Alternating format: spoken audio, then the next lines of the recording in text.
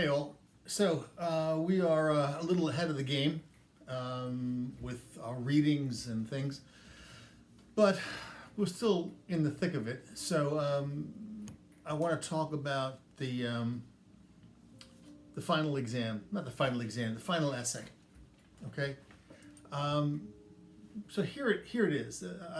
The things are different now because of the um, pandemic and everything else that surrounds this.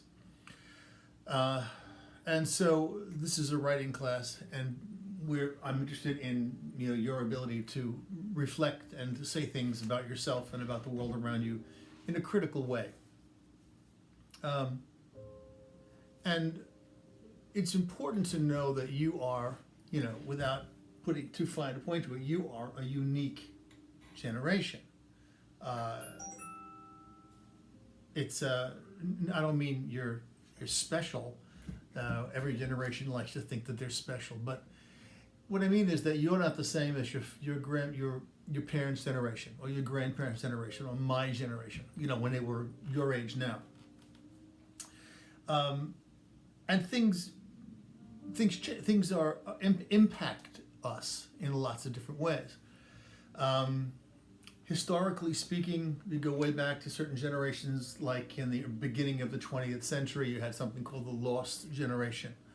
A whole bunch of younger people who believed that they didn't like the way the country was going. It was headed towards World War One, and they didn't like the economy and the way things were being run, and they left. They went to Europe. They lived in Paris. Some of the greatest art in the world was created during those years. But they felt lost. They gave them a name. It was the lost generation. They felt something about, they were impacted by what was happening around them politically, socially, psychically, culturally. A couple of years later, a couple of generations later, you had something called the Beat Generation, Beatniks. This is in the 1950s, all of the 50s. And they were the result of 2 world wars and the Depression and all of that. And they weren't happy with the way America was going either. But they didn't leave it. They bounced back and forth from the East Coast to the West Coast, East Coast to West Coast, New York to San Francisco, writing poetry and books, and mostly poetry and singing, and stopping along college campuses along the way and other public areas and making a ruckus and complaining and protesting. But again, they were a result of their time. You move very quickly into the hippie generation.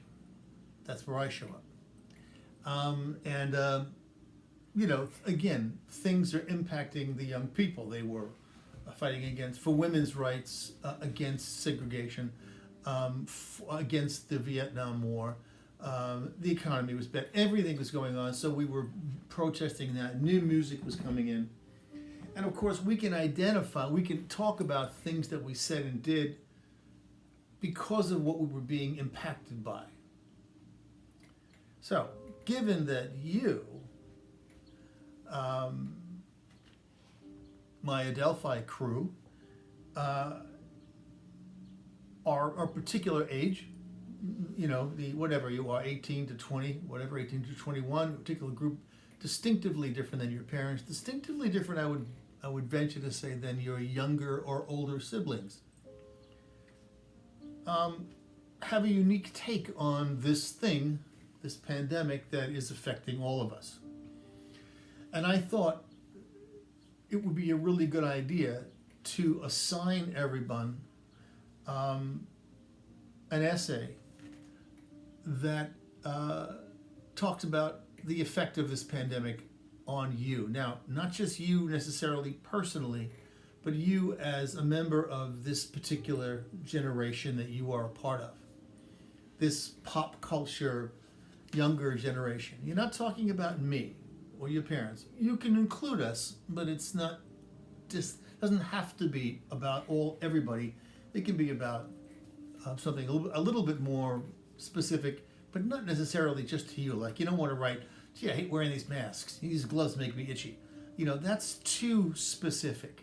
But what does it mean, for instance? And here's where a definition comes in. And by the way, all of the other rhetorical patterns that we've been talking about: description, comparison, narration, argument, if you feel it. But certainly, what does it mean to be quarantined and sequestered and to undergo social distancing? Now, the definitions of those things we know, but what is the overall impact of these things on us? Or, if you'd like, what do you think it's going to be like going forward, and how will that impact this particular group of people? You, for instance, don't forget, you are a particular younger generation that is growing up during a pandemic. I didn't grow up during a pandemic. I grew up during the Vietnam War and women's rights and everything else I mentioned. And my parents grew up in something different, and my grandparents. You are growing up now. This is a very formative time in your lives when you're trying to discover all kinds of other things in the world. This is an added impact. So it's this, and especially since we have the time that we're not really going out too much, we're all sort of indoors, closer physically and maybe emotionally to our family, or sadly, if we are separated from our family members and being forced to be with other people, friends or other family members or whatever. This is important. We've never experienced this before. Not anybody alive today has. So I think we should look at this. I mean, I find it particularly, just personally, I don't know. I'm hanging out with my wife every day. I haven't done that in years. It's nice, but it's nothing I'm used to at this point. I've always been off to work, we meet for dinner, and here it is. I'm also not used to being in my house all the time. I spend a lot of time in this room, as a matter of fact, just doing my stuff, playing my guitars and reading my books and things like that. And then I go out, but I don't go outside, it's out in the house. And so I'm not used to just being in the building. So, and what does that mean? I mean, it's certainly affecting me in a different way than it is affecting you. But this is what I want you to be thinking of. Okay, so if you're thinking about all of the other rhetorics that we've talked about, description, of course, you can certainly describe, what it is you'd like us to understand about this thing called distancing or social networking, not social networking, or distancing, or what did I say before? Quarantining and sequestering, or any other thing, even this notion of wearing masks. We understand the medical reason for it, but beyond that, it's, what's it mean to go into a building or a room where people are separate by 6 feet, wearing masks, and no one's talking to each other? What kind of an experience is this, and what effect does it have on you, and what do you think effect is it going to have on subsequent months and years of this generation, or us as a society? So definition comes in. What does it mean? Are we lonely? What does loneliness mean? Just because you are in the room by yourself doesn't always make you lonely. How does Zoom help? Or these YouTube videos, or does social networking solve the problem or make it worse? Just think about the aspects of what you are having to go through that you didn't ask to go through. So that's it. So you are to describe the impact and what it means of this pandemic on you guys personally and as a representative of the culture that you live in. That said, all right, I'm going to ask for, I'll probably send out an email about this, but here it is now. I'm not going to ask for you to send me on the discussion board ideas for the essay. We already have the idea. We generally know what we're talking about. But I will ask you to send me your introductions with your thesis statements by May 5th. I'm sorry, May 2nd. May 2nd. Okay? I think that's Saturday. So you have most of the week and Saturday. I just want the introductions. This gives me the weekend or Sunday and Monday to read them and get back to you. and then I'm gonna ask for the final draft of the essay. The final essay will be due on the 5th, Cinco de Mayo. And that should be it for us. There is no, for us anyway, there's no particular, finals meeting day. So I'll spend that week correcting everybody's papers, putting all the grades together and submitting them, and we'll be ready to be finished probably during finals week sometime when I get to it all.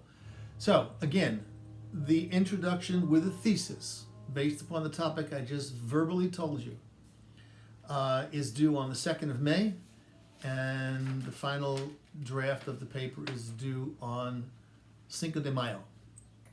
If these dates change, I will let you know, but I think they're set up pretty solid.